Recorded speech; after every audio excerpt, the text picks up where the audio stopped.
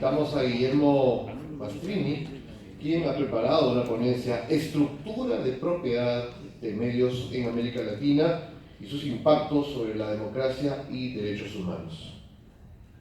¿Cómo decimos?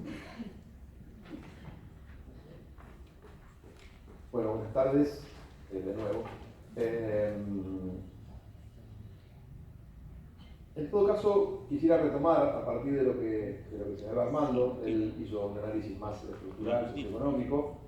Tal vez un poco la intención de esta presentación es seguir con el tema de la desigualdad, pero ya no vinculado a los términos económicos generales, sino específicamente en relación al acceso y a la propiedad de los medios de comunicación, ¿no? Y me resonaba algo que decía Armando, que decía 32 personas tienen, si no recuerdo mal, el equivalente a el 50% de la población, ¿no? Y tal vez sería bueno que nos preguntemos ¿cuántas de esas 32 personas son dueños de medios de comunicación? Porque probablemente encontremos unos cuantos. Tal vez no en los 32, pero sí en los 100 seguro. Quiero decir, si tomamos las 100 personas más ricas de América Latina, no les llame la atención que 10 o 15 sean dueños de medios de comunicación. Así a primera impresión, no dudo que cabeza Carlos Slim, que es de las telecomunicaciones, pero también en Colombia se encuentran los dueños de los medios de comunicación entre los más ricos del país, y así podríamos ir sucesivamente en varios países. Quiero decir, lo que él presentó tiene mucho que ver, en todo caso, con, digo, porque es un tema, ¿no?, para preguntarnos. ¿Cómo los medios van a reflejar la desigualdad si son parte de la desigualdad los propios medios? O algunos, no todos, por supuesto, pero como si los principales medios de comunicación son parte de la desigualdad, van a reflejar esa desigualdad. Por lo menos lo tenemos que preguntar. Esto no es para ser dramático ni para sacar conclusiones tajantes, porque siempre la vida es mucho más compleja y con más matices que una estadística. Pero de todas formas me parecía que, tomando su excelente presentación, podíamos preguntarnos eso, debíamos preguntarnos eso, ¿no? ¿Qué pasa con la desigualdad, pero en los medios de comunicación, si los dueños de los medios obviamente no pertenecen al 50% más pobre? Este es un tema sobre el que debemos reflexionar. Lo que voy a presentar hoy es el resultado de una investigación que acabamos de hacer con mi colega Martín Becerra, con el que hace ya muchos años trabajamos juntos, para Observacom, el Observatorio Latinoamericano de Medios de Comunicación. En realidad el que tiene que estar aquí es Gustavo Gómez, pero tuvo un problema con el avión y no pudo llegar. Pero Gustavo es el director ejecutivo de Observacom. Y en definitiva lo que nosotros queremos analizar es cómo está la situación de la concentración de la propiedad en América Latina, incorporando por un lado el fenómeno de la convergencia, es decir, de la reunión del mundo de los medios de comunicación con las telecomunicaciones, que es algo que nos preocupa, y sobre todo algo que vamos a presentar por primera vez aquí en Perú, la idea de hacer una serie histórica, tratar de evaluar cómo ha evolucionado en los últimos 15 años el proceso de concentración de la propiedad de los medios de comunicación, con un fenómeno que a nosotros nos preocupa particularmente, que es la irrupción de nuevos jugadores globales. Digamos, podemos pensar, esto todavía lo tenemos que trabajar más junto con Martín, pero podemos pensar que hasta hace unos años la concentración de los mercados era de tipo nacional, pero cuando irrumpen jugadores como Netflix, Spotify, Amazon, Google, la concentración es de tipo mundial, ¿no? Si por ejemplo en América Latina siempre tuvimos un problema, que era la diferencia entre la producción de contenidos del orden de las capitales y el resto, es decir, donde había una centralización brutal de la producción televisiva, radial y periodística en las capitales, el problema que estamos enfrentando con el surgimiento de estos nuevos jugadores es que ya ni siquiera es una concentración nacional, es una concentración global, ¿no? Cuando decimos qué consumimos en televisión, cada vez más, y sobre todo los jóvenes, sobre todo la infancia, consume Netflix, ¿no? Cuando pensamos dónde se consume música, se consume en Spotify. Quiero decir, jugadores globales para los cuales incluso los grandes medios nacionales son pequeños. Y ahí hay todo un tema para seguir trabajando, ¿no? Entonces yo creo que en materia de concentración nosotros tomamos tres preguntas que nos parecen sumamente importantes, aunque con nuestro trabajo por ahora logramos contestar medianamente la primera, digamos, son preguntas complejas, ¿no? La primera, pero es una cuestión que no es menor, ¿no? ¿Hasta qué punto hemos documentado la concentración? Nosotros con Martín siempre decimos, se habla mucho de la concentración, pero se la estudia poco.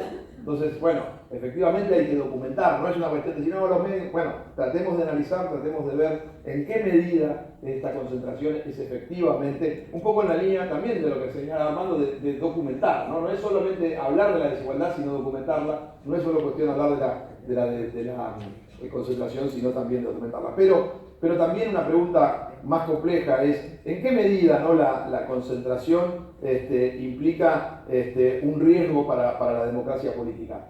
Esto es mucho más difícil, ¿por qué? Porque si bien todos intuimos que efectivamente la concentración atenta contra la diversidad política, lingüística, cultural, documentar las relaciones causales entre aumento de la concentración y restricción de la diversidad es mucho más difícil de lo que parece. Uno intuye que va por ahí, pero insisto, tratar de poder establecer relaciones de corte más científico es mucho más complejo. Y, en tercer lugar, ¿no?, ¿en qué medida, ¿no?, el aumento de la concentración implica restricciones incluso a la oferta de contenidos mediáticos diversos a precios competitivos? Si quieren, no solo ponerlo en términos de una cuestión cultural, sino también en términos de eficiencia económica, ¿no? ¿En qué medida la concentración puede ser un problema para la existencia de mercados competitivos a nivel nacional? Insisto, lo que yo voy a presentar acá, más que nada tiene que ver con responder la primera pregunta, tratar de documentar la concentración,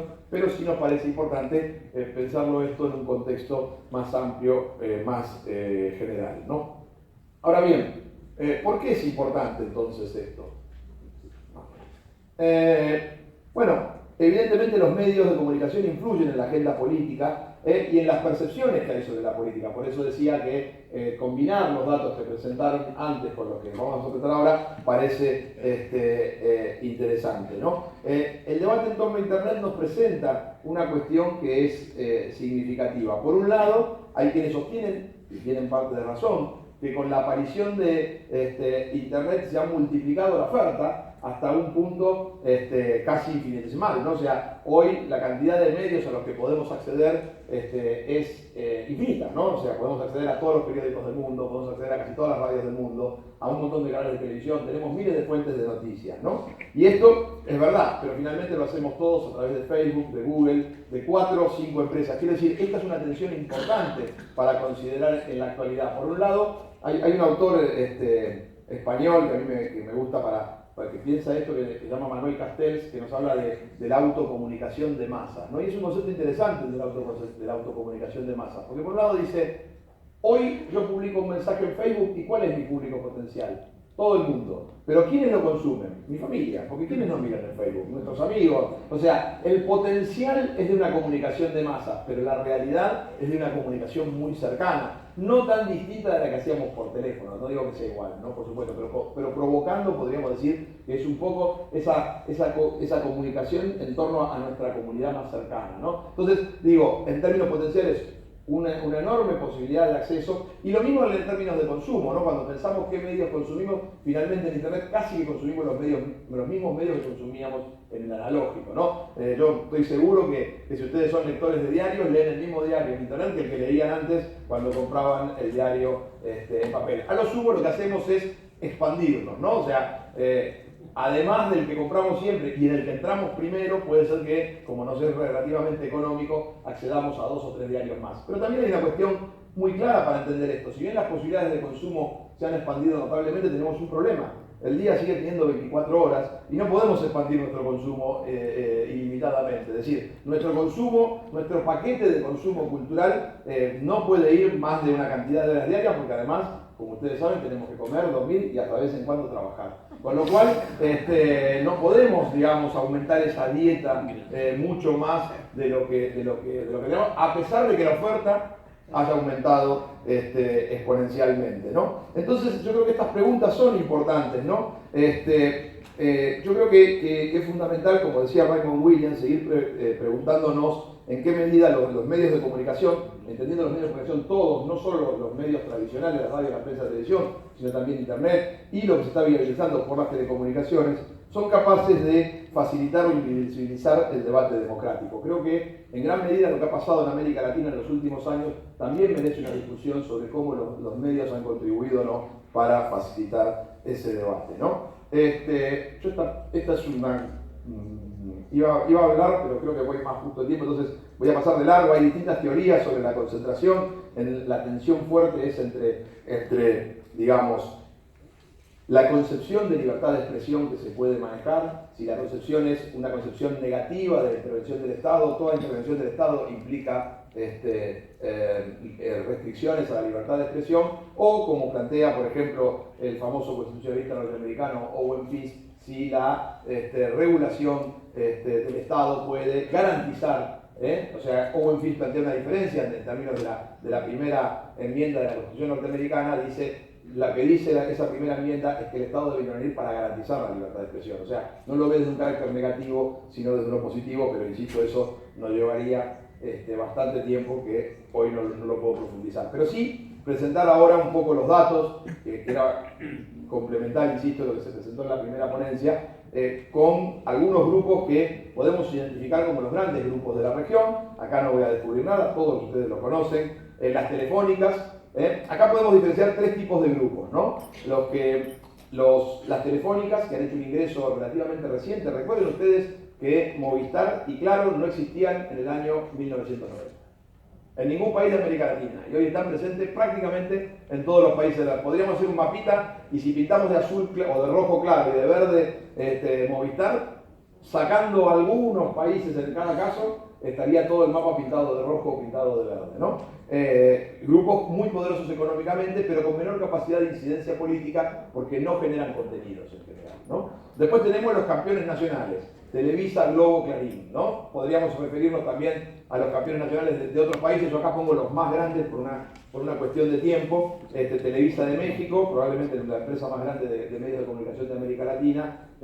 Globo en Brasil, con una capacidad muy importante, sobre todo en la formación de relatos de ficción, por su dominio del mercado de las novelas. Y el grupo Clarín, que es bastante menor que Televisa y Globo, pero que a nivel nacional tiene un dominio del conjunto de los mercados comunicacionales que no llegan a tener Televisa. O sea, Clarín, a diferencia de Televisa o Globo, está presente en absolutamente todos los mercados nacionales, ¿no? O sea, está presente en la prensa, en la radio, en la televisión de pago, en la telefonía, y podría seguir varios minutos más enumerando dónde está presente el grupo Clarín, lo cual nos marca su importancia. Y finalmente, si hablamos de grandes grupos comerciales, de grupos de comunicación de la región, no podemos dejar de mencionar a Google, a Facebook, porque el tráfico hoy, y esto hay trabajos interesantísimos sobre cómo se están consumiendo las noticias, especialmente en los jóvenes. Hay un investigador argentino, pero que vive en Estados Unidos hace muchos años, se llama Pablo Bukowski, que está trabajando cómo los jóvenes consumen las noticias solo a través de las redes sociales. Es decir,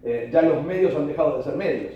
Los medios, en definitiva, están produciendo, pero el consumo de los medios se está dando vía redes sociales, básicamente Google, Facebook, Instagram, etcétera, etcétera. Así, hay un movimiento interesante en el consumo, por lo tanto estas redes sociales deben ser consideradas. Lo que voy a presentar a continuación son datos que hemos recabado. Espero que no se transforme esto en un ejercicio oftalmológico, pero creo que no, creo que se ve lo suficiente. Lo que tratamos de hacer acá es una serie, una evolución histórica.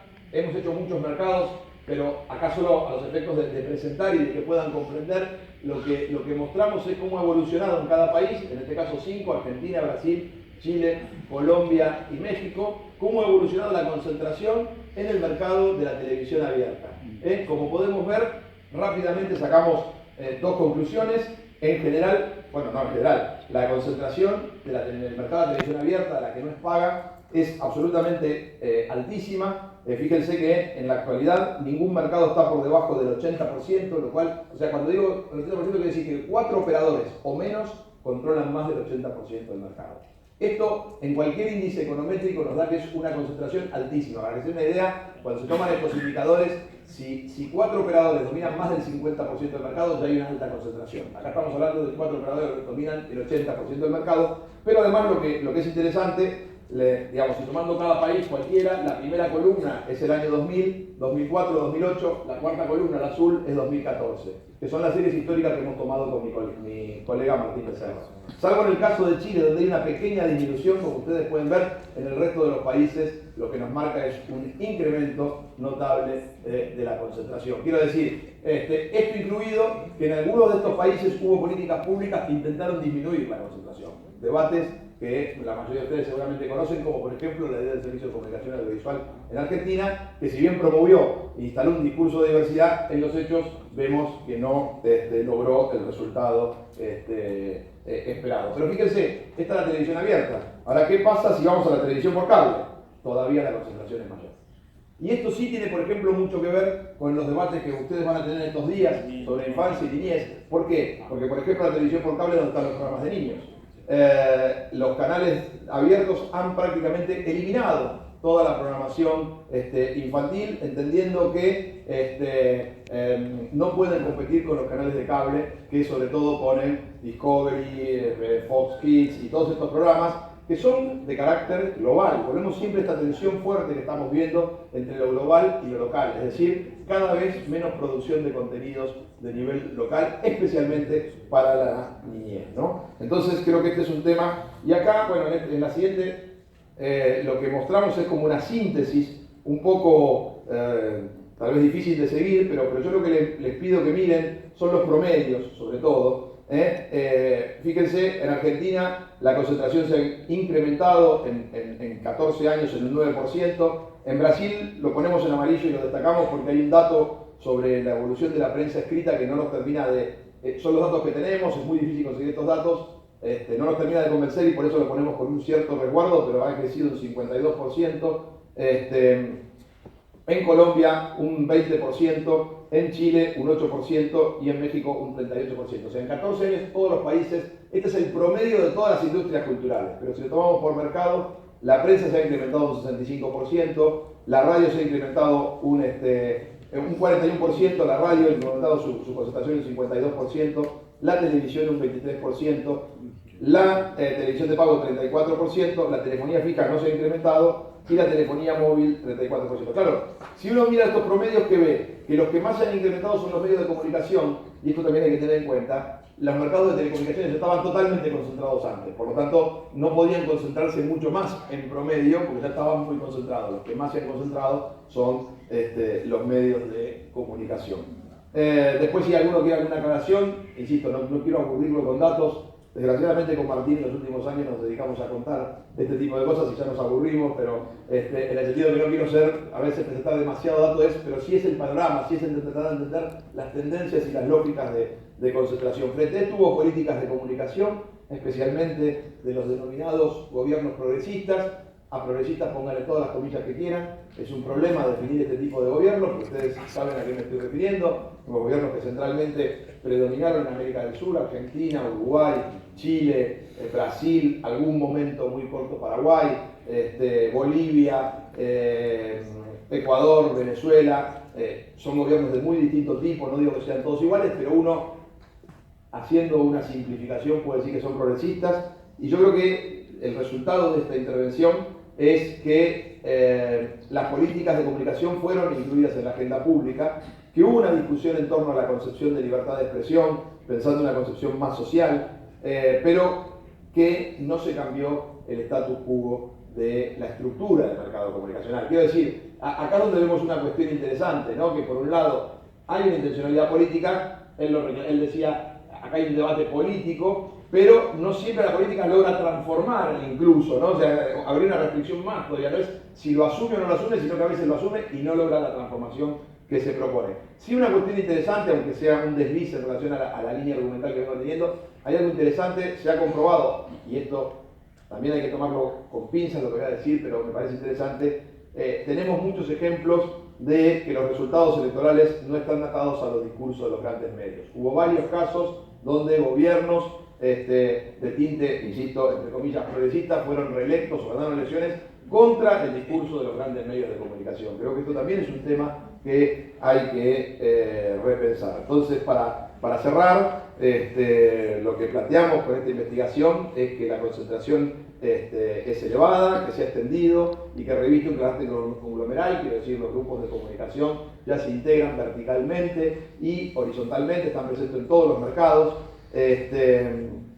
Los grandes grupos de comunicación están buscando una estrategia para competir con los grandes grupos internacionales. Acá hay una cuestión interesante. Los grandes grupos nacionales van a reclamar políticas públicas a los estados para protegerse de los grandes grupos internacionales.